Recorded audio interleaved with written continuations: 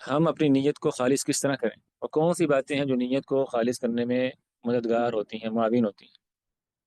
کیونکہ ہم نے پڑھا، سفیان ثوری رحمۃ اللہ فرما رہے ہیں کہ نیت کو خالص کرنا بڑا مشکل کام رہا، اور بھی بہت سارے ائمہ نے بات کی کہ ہماری نیتیں ہم پر پلٹ جایا کرتی تھی، یعنی نیت بدل جاتی تھی۔ بسا اوقات پڑھتے پڑھتے خیال آتا تھا کہ یہ تو لوگ سن رہے ہیں میری بات، تو ریا کا شبہ داخل ہو گیا، لوگوں کی تعریف کی چاہت کہیں نہ کہیں سے داخل ہو گئی۔ تو المعینات یعنی اخلاص پر جو چیزیں معاون ہیں وہ کیا ہیں؟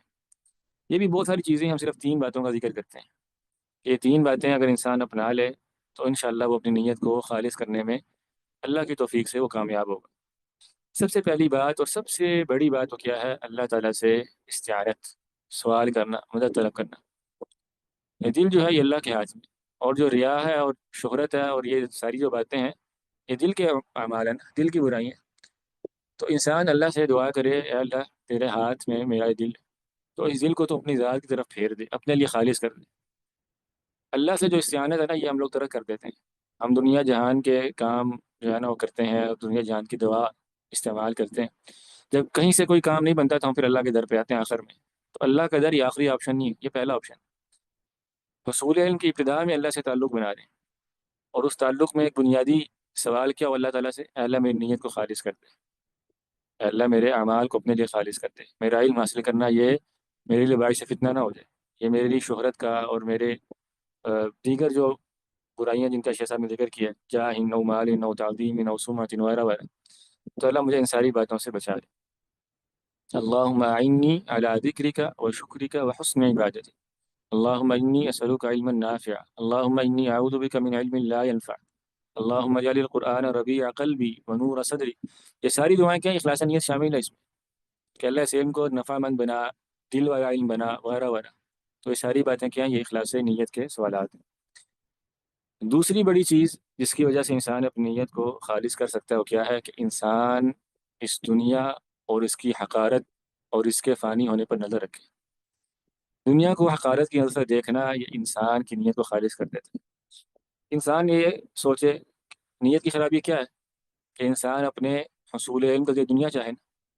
انسان یہ سوچے کہ اگر مجھے شہرت مل جائے گی تو اس کی میعاد کب تک ملے گی؟ 10 سال، 15 سال، 20 سال بعد میں نے مر جانا، مٹی ہو جانا۔ قارون، فرعون، حامان بڑے شہرت والے تھے، بڑے پیسے والے تھے۔ تو دنیا کی چیزوں میں سے جو اس کی نیت میں چیز داخل ہوتی ہے نا، کہ میں نے پیسہ کمانا ہے، میں نے نام کمانا ہے، میں نے عہدہ لینا ہے، میں نے فلاں کو نیچا دکھانا ہے، وہ دیکھیے کہ یہ ساری باتیں وہ ہیں جو اس فانی دنیا کی باتیں ہیں، جو دنیا کے ساتھ مٹ جائیں گی۔ من کان یرید الحیات الدنیا وزینتها نوفی الیہم اعمالہم فیہا وہم فیہا لا یبخسون، کہ جو دنیا چاہتا ہے، دنیا کی زینت چاہتا ہے، تو اللہ کہتا ہے اس کو دیں گے ہم دنیا میں، اور کوئی اس پہ گھاٹا نہیں ہوگا، نقصان نہیں ہوگا۔ لیکن اولئک الذین لیس لهم فی الآخرۃ الا النار، آخرت میں ان کے لیے جہنم کے علاوہ پھر کچھ بھی نہیں ہے۔ تو انسان یہ سوچے کہ اگر دنیا مجھے چاہیے اس علم کے ذریعے، تو دنیا کی تو یہ اوقات ہے، یہ اس کی حقیقت ہے۔ ہاں اگر مجھے اس علم کے ذریعے اللہ چاہیے، تو اللہ تعالیٰ کیا ہے؟ الحی القیوم، اللہ کو بقا ہے نا، تو اللہ کے لیے حاصل کیے گئے علم کو بقا ہے، اور غیر اللہ کے لیے، دنیاوی چیزوں کے لیے اور بدنیتی کے ساتھ حاصل کیے گئے علم کو بھی فنا ہے۔ تو انسان کی جتنی زیادہ نظر دنیا پر ہوگی اتنا ہی اس کا جو اخلاص کا معاملہ ہے وہ اچھا ہوتا جائے گا۔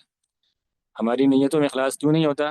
کہ ہمارے مقاصد بڑے پست ہو جاتے ہیں، ہمیں دنیا کی چھوٹی چھوٹی سوچیں وہ پریشان کر دیتی۔